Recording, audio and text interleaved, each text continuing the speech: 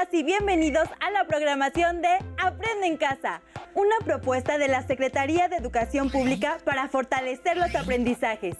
Gobernantes y gobernados. Es el título de esta sesión de formación cívica y ética de primer grado.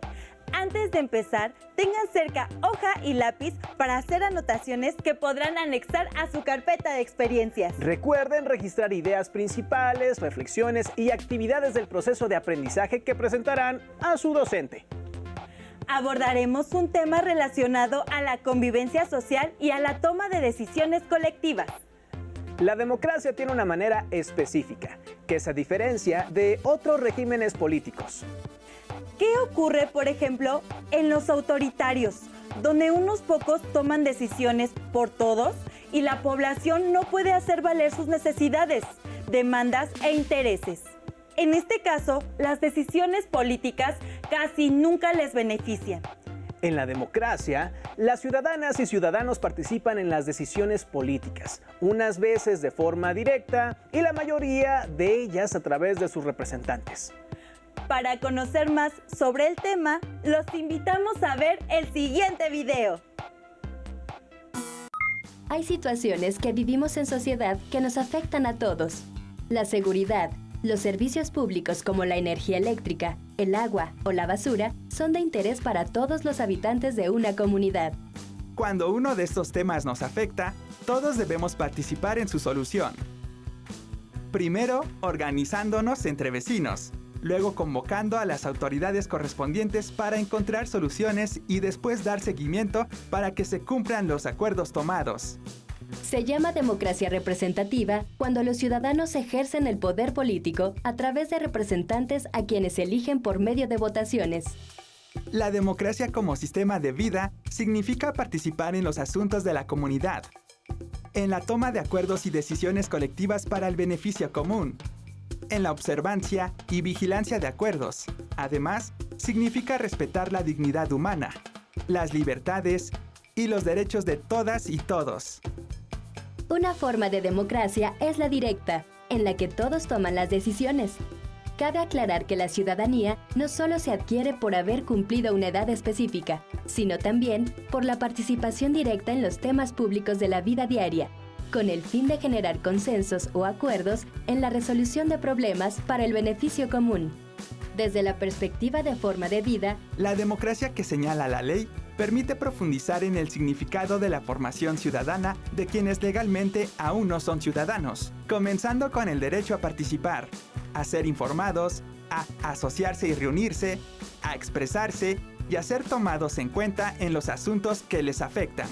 La democracia, como forma de vida en el caso de alumnas y alumnos de secundaria, puede entenderse al privilegiar el diálogo como mecanismo para la solución de conflictos. Reunirse, tomar decisiones y participar con el fin de contribuir a la equidad, bienestar de la comunidad y la sociedad. Reconocer que la diversidad tiene lugar en un espacio democrático de igualdad, dignidad y derechos de todas las personas y rechazar toda forma de discriminación. Conocer sus derechos y obligaciones como mexicano. Respetar, dialogar y aprender de personas con distintos puntos de vista y tradiciones culturales. Los estudiantes adolescentes son capaces de ejercer la democracia cotidianamente, como forma de vida, ya que pueden participar y deliberar en el establecimiento de reglamentos y normas, en las decisiones propias de sus circunstancias, pero aún no de leyes. Por eso, yo participo. Por participación ciudadana, se entiende como la intervención activa y responsable en las decisiones y acciones relacionadas con el desarrollo y el mejoramiento de las condiciones de vida de las comunidades. Esta participación se puede dar en la casa, el barrio, la escuela o en el lugar de trabajo. La participación ciudadana tiene los siguientes principios. Democracia, para dar igualdad de oportunidades a todos los ciudadanos de participar en la toma de decisiones sin importar su ideología, género, religión, grupo social. Corresponsabilidad, que se refiere al compromiso entre ciudadanía y gobierno para decidir en los asuntos públicos.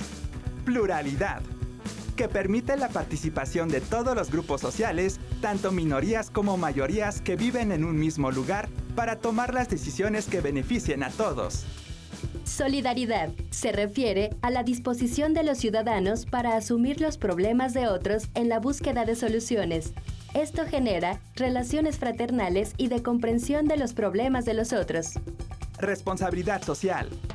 Ya sea de manera individual o colectiva para asumir responsabilidades para la solución de los problemas comunes y dar seguimiento e informar a los demás del avance de sus gestiones. Implica responder por los actos que se realizan. Respeto al reconocimiento de la diversidad de formas de pensar, de propuestas de soluciones, incluso a elegir participar en las decisiones comunes.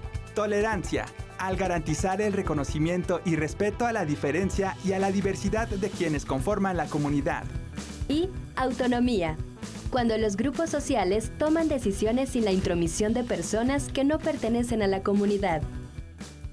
Un ejemplo de participación de jóvenes mexicanos es el Premio Nacional a las Buenas Prácticas Locales en materia de juventud, organizado en 2014 por el Instituto Mexicano de la Juventud, la Fundación IDEA y el Fondo de Población de las Naciones Unidas en México. De la convocatoria de 2014, se recibieron 84 postulaciones de 23 estados de la República. La propuesta ganadora fue la salud sexual y reproductiva a través de los derechos sexuales y reproductivos de la población adolescente y joven en el municipio de Paracho, en el estado de Michoacán. ¿Y tú?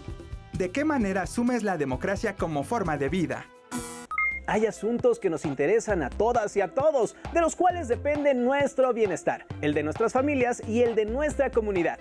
Al participar activamente en ellos, podemos hacer valer nuestra voz. Ustedes, como adolescentes, pueden y deben participar.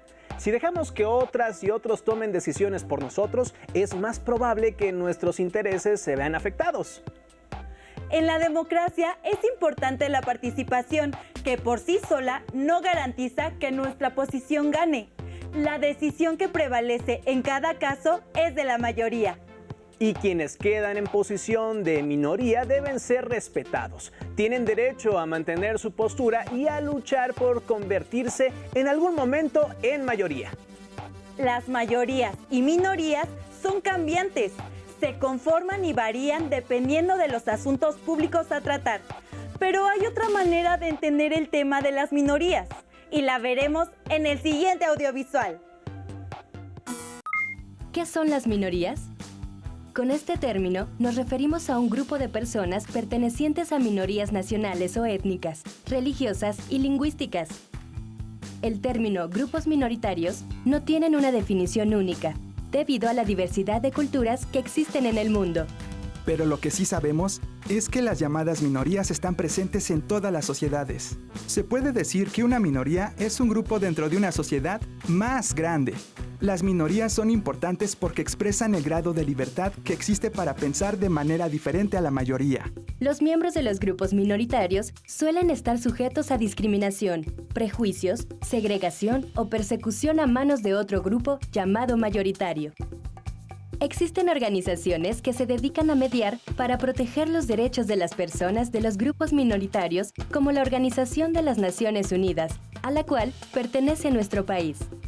Por ello, en 1992, emitió la Declaración sobre los Derechos de las Personas pertenecientes a las minorías nacionales o étnicas, religiosas y lingüísticas.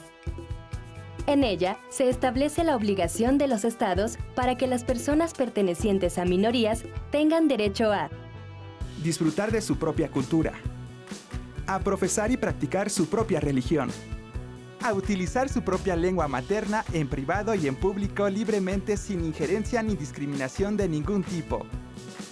Destaca también que, siempre que sea posible, las personas pertenecientes a minorías puedan tener oportunidades adecuadas de aprender su lengua materna o de recibir instrucción en su propia lengua. Señala también la obligación de los países de promover el conocimiento de la historia, las tradiciones, la lengua materna y cultura de las minorías que existen en su territorio. Todo ello para contribuir al goce pleno de todos los derechos humanos y las libertades fundamentales al que tenemos derecho tú, yo y todas las personas. También con el propósito de luchar contra el racismo, la discriminación racial, la xenofobia y la intolerancia que se vive en todo el mundo de manera particular contra personas de las minorías, la Organización de las Naciones Unidas convocó a todos los países integrantes a la conferencia contra estas prácticas, que se llevó a cabo en la ciudad de Durban, Sudáfrica en 2001. En el artículo 66 de la Declaración, señala que debe protegerse la identidad étnica, cultural, lingüística y religiosa de las minorías, y que las personas pertenecientes a esas minorías deben ser tratadas en igualdad y deben disfrutar de sus derechos humanos y sus libertades fundamentales, sin discriminación de ningún tipo. Señala también la necesidad de cuidar a las minorías, incluyendo a las personas desplazadas en su propio país o fuera de él, como los refugiados o migrantes, para que tengan apoyo humanitario en alimentación, vivienda y servicio médico, entre otros. Luchar contra el racismo, la discriminación racial, la xenofobia y la intolerancia hacia las personas que pertenecen a las minorías enriquece a nuestras sociedades y nos hacen mejores seres humanos. Por lo que hemos visto, la no discriminación y la igualdad ante la ley son dos de los principios básicos de las normas internacionales relativas a los derechos humanos. De acuerdo con esas normas, el mejor medio de prevenir la discriminación y la desigualdad es que los países asuman el compromiso de garantizar la participación efectiva de sus habitantes, mediante la creación de instituciones que permitan a los miembros de las minorías tomar decisiones, ejercer sus facultades legislativas, administrativas y desarrollar su cultura. Es decir, que los grupos de personas de las minorías participen efectivamente en proyectos económicos y de desarrollo, además de evaluar los efectos de estos proyectos. No olvidemos que las niñas, niños y adolescentes son parte esencial de la sociedad, y por supuesto también de las minorías. Por ello, se encuentran protegidos por la Convención sobre los Derechos del Niño. En el artículo 30, señala que en los estados en los que existan minorías étnicas, religiosas o lingüísticas, o personas de origen indígena, no se negará a las niñas y a los niños el derecho que les corresponde, en común con los demás miembros de su grupo, a tener su propia vida cultural, a profesar y practicar su propia religión, a utilizar su propia lengua materna. Como sociedad, es fundamental aceptar y aprender de las minorías. ¿Y tú? ¿De qué manera fomentarías en tu escuela y en tu comunidad el ejercicio de los derechos de las minorías? Prácticamente en todas las sociedades hay grupos que se distinguen de la mayoría de la población, por sus orígenes étnicos o nacionales, por su religión, su cultura o la lengua que hablan. En los regímenes autoritarios suelen discriminar, perseguir, expulsar y hasta suprimir físicamente a esos grupos minoritarios. Debido a esto, la Organización de Naciones Unidas ha aprobado declaraciones y tratados que buscan proteger los derechos humanos de estas minorías, empezando por su derecho a mantener sus costumbres, lenguas y cultura. En las democracias, en cambio, las minorías de cualquier naturaleza están protegidas por las leyes de los países donde viven, igual que el resto de la población. Los gobernantes están obligados a respetar las libertades y derechos, tanto de mayorías como de minorías. Veamos qué importancia tiene esto para nuestro país.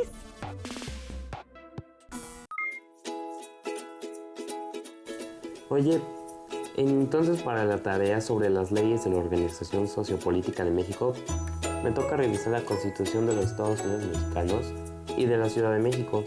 ¿Y tú qué piensas hacer? Pues yo estoy estudiando la Constitución Política del Estado de Oaxaca. La verdad me interesa muchísimo saber cómo es que los municipios oaxaqueños trabajan y la función del síndico. ¿Del qué? Del síndico. Al interior de una sociedad, las leyes tienen una gran importancia para la convivencia y los derechos de la población. De acuerdo con la Real Academia Española, una ley es un precepto dictado por la autoridad competente en que se manda o prohíbe algo en consonancia con la justicia y para el bien de los gobernados. Entre sus objetivos está el limitar el libre albedrío de los seres humanos que viven dentro de una sociedad. De modo que las leyes son las que determinan los derechos y las obligaciones que todos debemos cumplir y que corresponde a las autoridades hacer valer. Para que todo esto sea posible, se requiere de la existencia de diversos órganos que se encargan de elaborar, aplicar y supervisar el cumplimiento de las leyes. En México tenemos un régimen republicano porque el jefe de Estado no es un monarca, sino un cargo público cuyo ocupante no tiene derecho por sí mismo a ejercerlo, sino que lo ha obtenido mediante un procedimiento de elección y está sometido al escrutinio público. También existen otros elementos fundamentales para el funcionamiento de una república. Tal es el caso de la división de poderes. El Poder Ejecutivo Federal tiene la misión de velar por la aplicación de las leyes y lo representa el presidente de los Estados Unidos mexicanos. El Poder Ejecutivo Estatal tiene también la misión de velar por la aplicación de las leyes estatales y lo personifica el gobernador de cada estado. El Poder Legislativo se encarga de hacer las leyes. Está integrado por la Cámara de Diputados y Senadores. Por último, el Poder Judicial es el órgano responsable de impartir justicia y vigilar que se cumplan las citadas leyes.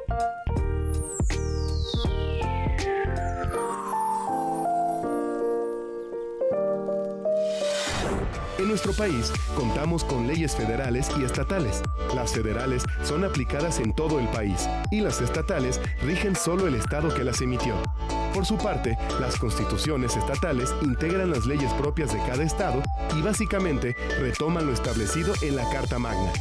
Por ejemplo, en el artículo 4 de la Constitución Política de los Estados Unidos Mexicanos, publicada en el Diario Oficial del 5 de febrero de 1917, se establece que el varón y la mujer son iguales ante la ley.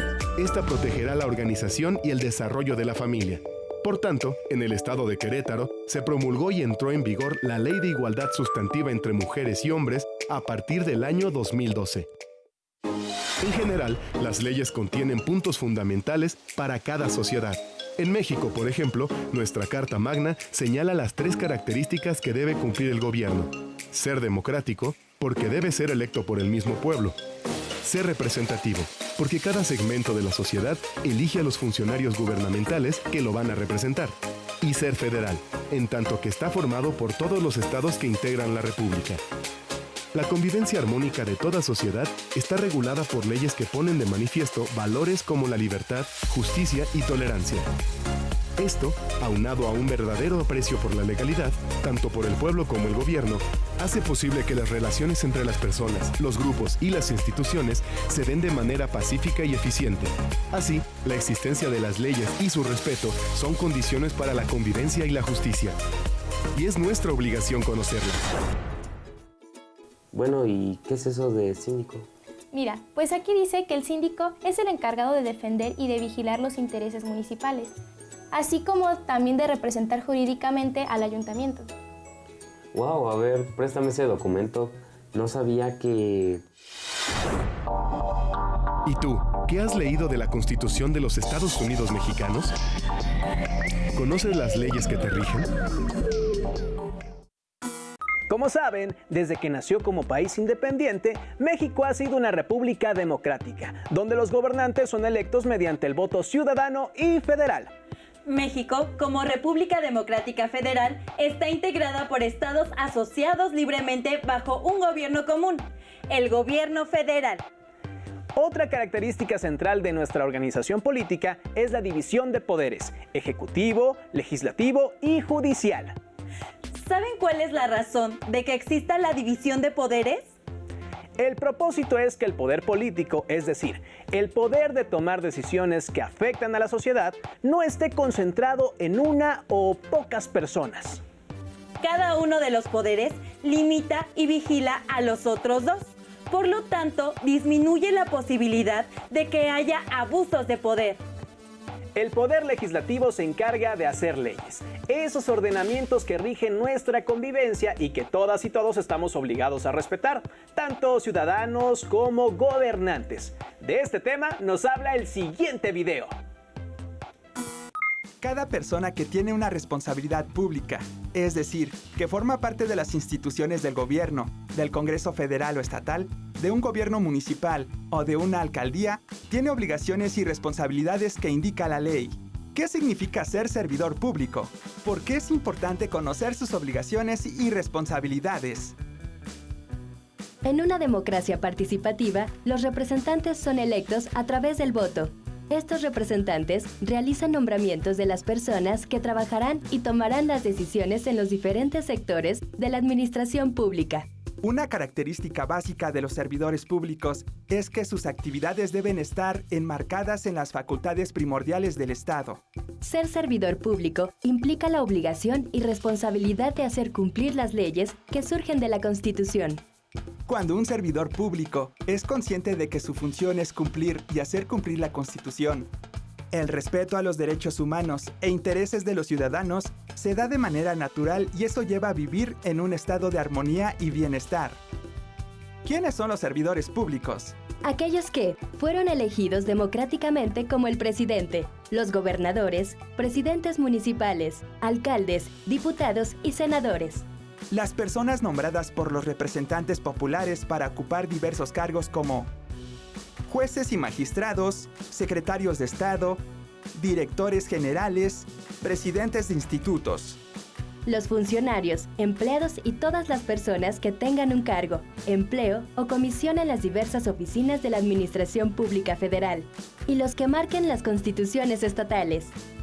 Las responsabilidades de los servidores públicos se encuentran en los artículos 108 al 114 de la Constitución Política de los Estados Unidos Mexicanos. De la Carta Magna se desprende la Ley General de Responsabilidades Administrativas que dice que los servidores públicos deben desempeñar sus cargos con disciplina, legalidad, objetividad, profesionalismo, honradez, entre otros principios. Existen 4 tipos de responsabilidades en las que pueden incurrir los servidores públicos. Política, cuando el actuar de servidores públicos de alto rango ocasione perjuicio a los intereses públicos. Penal, al incurrir en hechos de corrupción como abuso de autoridad, tráfico de influencias, enriquecimiento ilícito. Administrativa, faltas no graves como realizar su trabajo sin disciplina ni respeto, no supervisar que las personas bajo su responsabilidad cumplan sus funciones. Y faltas administrativas graves como cohecho, cuando se obtiene un beneficio extra por el cumplimiento de su función, desvío de recursos públicos, utilización indebida de la información con que cuenta. Y responsabilidad civil, como causar daños al patrimonio público.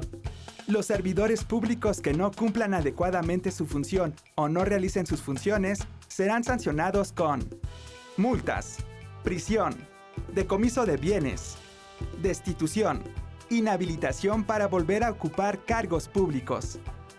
La Constitución establece el juicio político a los funcionarios que realicen violaciones graves a la misma Constitución, a las leyes federales que de ella emanen, así como por el manejo indebido de fondos y recursos federales. Algunas de las causas de un juicio político son ataque a las instituciones democráticas y a la forma de gobierno, violaciones a los derechos humanos, ataque a la libertad de sufragio, usurpación de atribuciones. El juicio político no procede por la mera expresión de ideas. Algunos de los servidores públicos que pueden ser sujetos a juicio político son senadores y diputados, ministros de la Suprema Corte de Justicia de la Nación, consejeros de la Judicatura Federal, secretarios de despacho, fiscal general de la República, el consejero presidente, los consejeros electorales y el secretario ejecutivo del Instituto Nacional Electoral, los magistrados del Tribunal Electoral, entre otros. La misma Constitución les da a los ciudadanos la posibilidad de realizar denuncias contra los servidores públicos. Para poder ejercer este derecho, es necesaria la participación de los ciudadanos informándose, conociendo y comprendiendo las funciones, atribuciones y responsabilidades de los servidores públicos. El conocimiento de quiénes son las personas que ocupan cargos públicos en la comunidad en la que se vive y cómo es su desempeño. Incluso, reconocer cuándo una persona es un buen servidor público y agradecer su trabajo también es un acto de ciudadanía. ¿Y tú? ¿Cuáles funciones y responsabilidades de los servidores públicos de tu localidad conoces? Una vez electos, las y los representantes políticos y las personas que designan en los distintos cargos públicos están obligados a cumplir lo que la ley dice. Si no lo hacen, pueden ser sancionados según el tipo de falta que cometieron.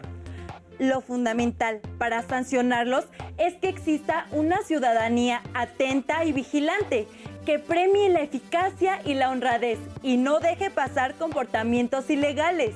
De acuerdo a lo que han visto y revisado en la sesión, contesten a las siguientes preguntas e intégrenlas en su carpeta de experiencias. ¿En qué asuntos les gustaría involucrarse para contribuir al bienestar de sus comunidades?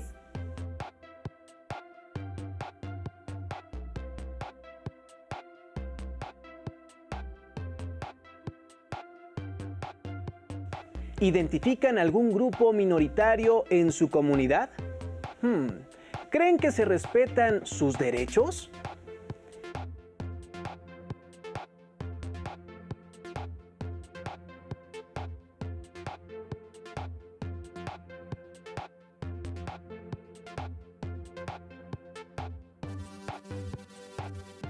¿Cómo se imaginan que las y los ciudadanos pueden vigilar el desempeño de los servidores públicos?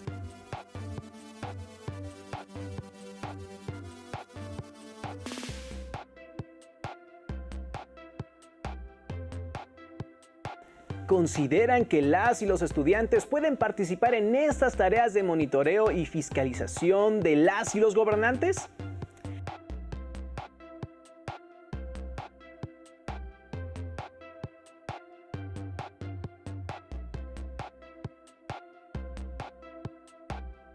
De preferencia, compartan sus puntos de vista con los miembros de su familia para enriquecer sus perspectivas.